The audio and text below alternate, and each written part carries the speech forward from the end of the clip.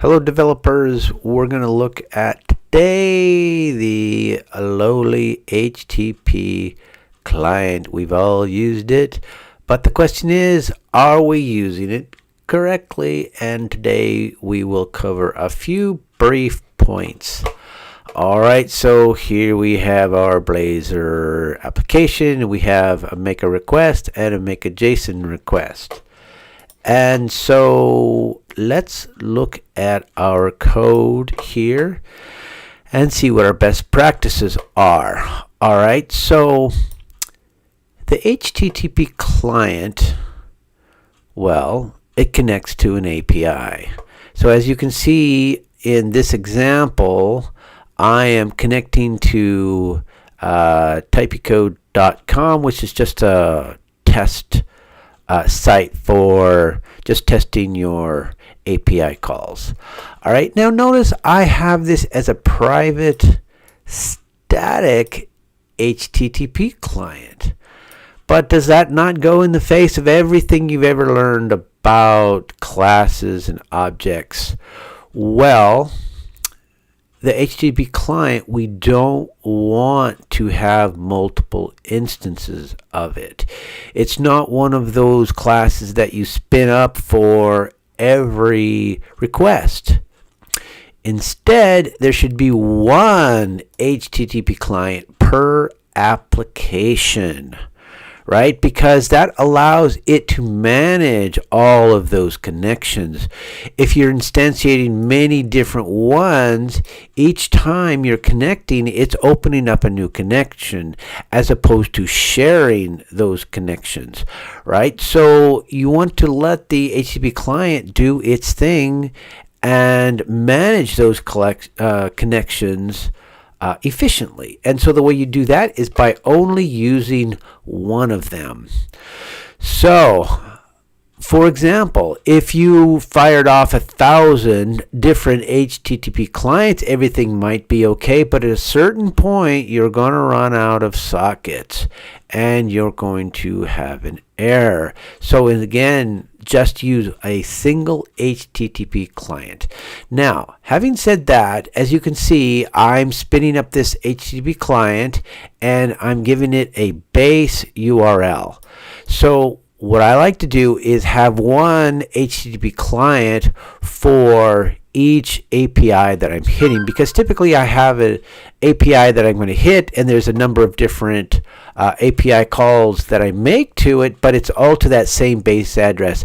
But if I have a different, completely different, like, I don't know, Pandadocs or something like that I'm hitting, so then I create a different HTTP client for that one, and that allows us to just use the actual API string here instead of putting in like the base every time, which we don't want to do.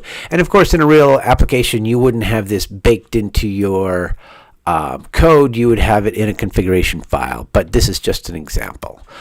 All right, so notice that I've wrapped it in a class, and I like to call it a connector, right? It just communicates to me, okay, you're connecting with some server somewhere and making your API calls. All right, so I'm calling this a type of code.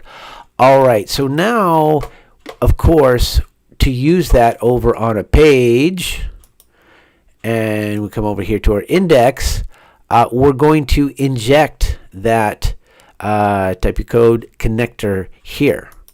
All right, and of course, in order for that to work, you have to create it over here, or you have to, register it in builder.services. So notice I'm using add singleton. So again, you don't usually do that. Now notice in their example, they do use a singleton, but I would never do that. It would always be add scoped would be the correct way to do that. And I even wrote to them and said, hey, you really ought to change that. But they being Microsoft, was not interested in changing that over to add scoped, even though they should.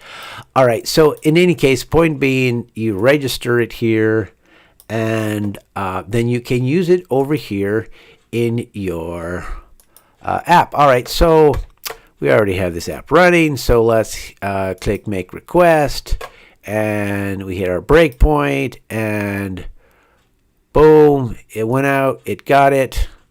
Ensure success status code, read it as a string, write it to the console.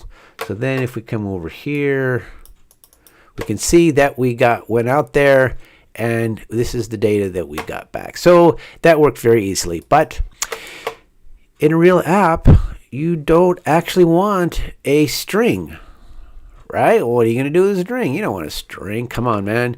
You want a object, right? All right. So in our next one, we're going to say get from JSON async. Now, I don't like the word from here, right? We're getting, right, which is good because it's a get, but it's not really from JSON.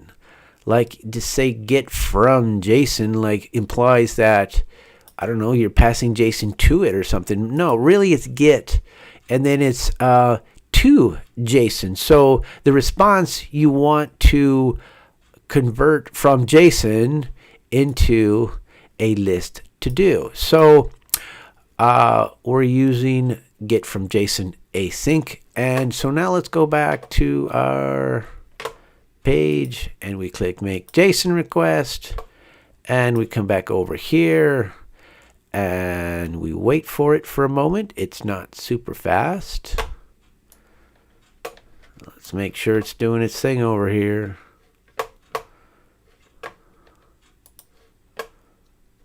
Now we're at a breakpoint. So we continue.